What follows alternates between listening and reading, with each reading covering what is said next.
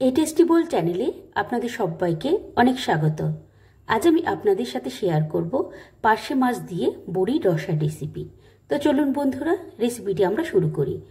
প্রথমেই আমি এখানে মাছগুলিকে লবণ এবং হলুদ দিয়ে ভালো মতন করে মাখিয়ে আমি কিছুক্ষণের জন্য রেখে দেব। এরপর আমি কড়াইতে তেল দিয়ে তেলটি বেশ গরম করে নেব।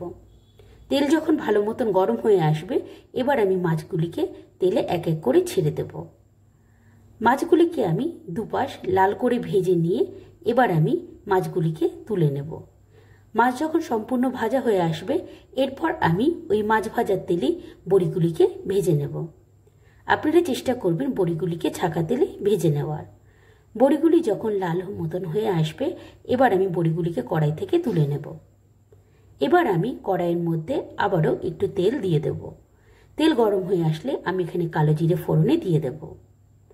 এবার আমি তেলের মধ্যে টমেটো বাটা দিয়ে দেব।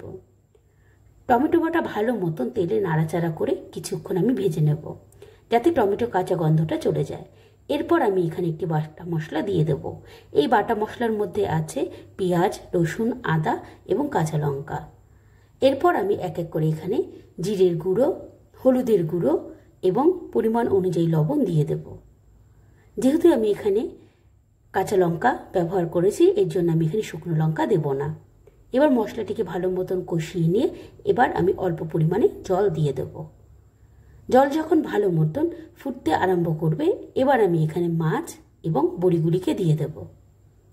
এই অবস্থায় আমি কিছুক্ষণ তরকারিটি ভালো মতন ফুটিয়ে নেব, যাতে বড়ি এবং মাছের মধ্যে ভালো মতন মশলা এবং নুন ঢুকতে পারে। সম্পূর্ণ রান্নাটি ভালো মতন হয়ে গেলে এবার আমি এটিকে নামিয়ে নেব। দেখুন বন্ধুরা, দেখতে কতটা সুন্দর হয়েছে, খেতে কিন্তু খুবই সুন্দর হয়। আপনারা অবশ্যই একবার বাড়িতে ট্রাই করুন, দেখবেন আপনাদের পরিবারের সকলেরই কিন্তু খুবই পছন্দের হবে। আজ তবে আসি বন্ধুরা, আবার অন্য কোনো দিন দেখা হবে। বাই।